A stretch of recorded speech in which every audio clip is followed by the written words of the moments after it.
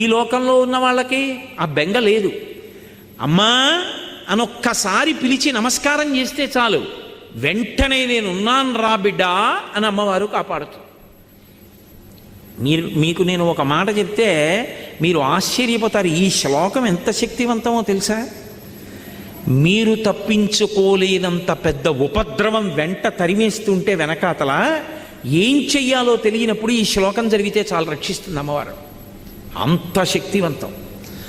చండీపరదేవత అనుగ్రహం అంటే అలా ఉంటుంది. అందుకే చండీ చరణవు అని చండీపరదేవతని స్తోత్రం చేశారు శంకరాచార్యులు వారి ఈ శ్లోకంలో. అటువంటి అమ్మవారి పాదాలు పట్టుకుంటే సంస్కారవంతం చేస్తుంది మనస్సు.